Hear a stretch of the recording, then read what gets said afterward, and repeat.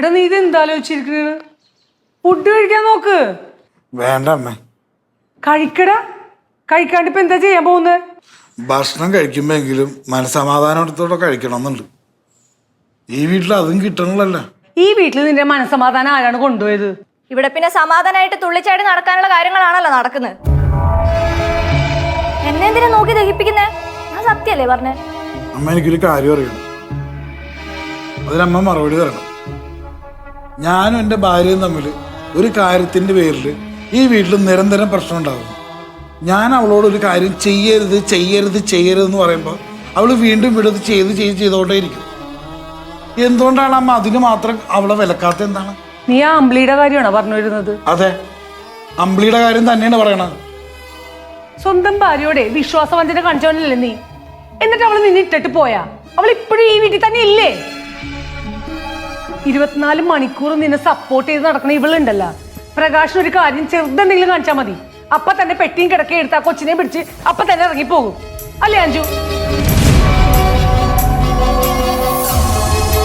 അവൾക്ക് വേണമെങ്കിലേ നിന്നെ ജയിലിലാക്കിയിട്ടേ നിസ്സാരമായിട്ട് പരീക്ഷ എഴുതി ജോലി വാങ്ങിച്ച് ജീവിക്കായിരുന്നു നല്ല അന്തസ്സായിട്ട്.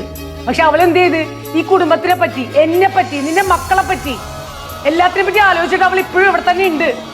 അങ്ങനത്തെ അവളെ ഞാൻ എന്തിനാണ് വിലക്കണത്? അവള് തെറ്റായ രീതി പോകുന്നു എന്ന് തോന്നണതേ നിന്റെ മനസ്സിന്റെ പ്രശ്നമല്ലടാ. ഇങ്ങനെ ഇത്രയും കുടുംബത്തിന് വേണ്ടി കാര്യങ്ങൾ ചെയ്ത പെണ്ണ് തെറ്റായ രീതി പോകുന്നു നിനക്ക് തോന്നുന്നുണ്ടാ? നീ ഇടക്കിടക്ക് പറയാറുണ്ടല്ലോ നിന്നെക്കാളും 10 വയസ്സിനുള്ളതാണ് 10 വയസ്സിനുള്ളതാണ് അവളെന്ന്. 10 വയസ്സ് കുറവാണ് അവൾക്ക്, അത് ശരിയാണ്. പക്ഷെ നിന്നെക്കാളും 10 വയസ്സ് കൂടുതലാണ് പക്വതയും. അതാണ് ഞാൻ അവളെ പറഞ്ഞ് വിലക്കാത്തത്. നിനക്കുള്ള ഉത്തരം കിട്ടിയാ? എന്നാലേ ഭക്ഷണം ഇരുന്ന് കഴിക്ക്.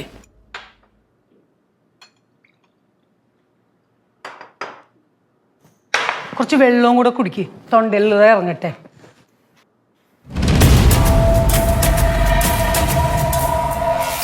ഇതിനാണ് ഏട്ടാ കൈവശം കൊടുക്കാന്ന് പറയുന്നത്.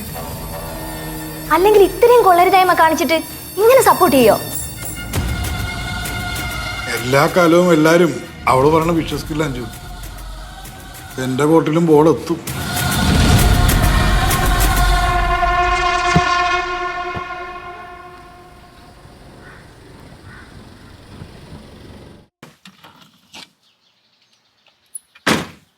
അവിടെ അകത്തുണ്ടോ മോളെ? വാണിയമ്മ രാവിലെ എവിടെ പോയി? എവിടെ പോയതാ? എവിടെ പോയതാന്നറിയില്ല. രാവിലെ വെളിച്ചനോട് വഴക്കിട്ടിട്ടാ പോയത്. ഒറ്റയ്ക്കാണോ പോയേ? അല്ല, അമ്പിളി അങ്കിള് കൂടി ഉണ്ടായിരുന്നു.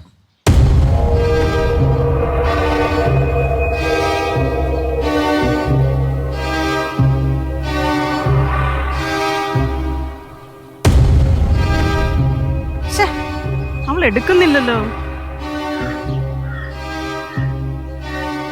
ഹലോ അമ്പിളി, നിങ്ങൾ എവിടെ പോയതാ? ആ ചേച്ചി, ഞങ്ങൾ ഹോസ്പിറ്റലിൽ പോണ വഴിയാ. ആവണിക്ക് ചെറിയൊരു തലകറക്കം, അപ്പൊ ഒന്ന് വണ്ടി നിർത്തിയതാ. ആവണിക്കൊന്ന് കൊടുത്തേ. ശരി ചേച്ചി. സുധി ചേച്ചി.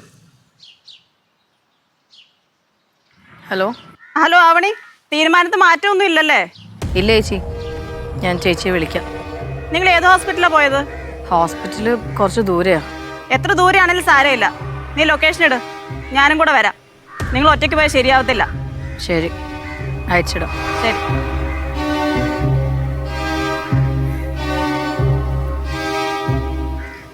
നീ ഓക്കെ ആയോ? കുഴപ്പമില്ല, എന്നാ പോവാ. സുധ അമ്മ വന്നിട്ട് കേറാതെ പോവാണോ? ഞാൻ ആവണി ഒന്ന് കാണാൻ വന്നതാ. വന്നപ്പോൾ മോള് പറഞ്ഞു അവൾ പുറത്തേക്ക് പോയെന്ന്. ഞാൻ പോട്ടെ, എനിക്കൊരു മീറ്റിംഗ് ഉണ്ട്, പറ്റി അവളെ ഒന്ന് കാണണം.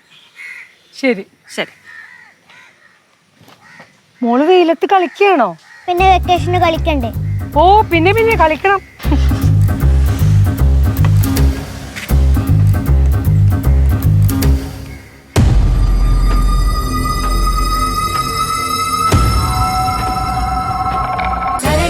ഫ്ലവേഴ്സ് 9ാം വാർഷിക നിറവിൽ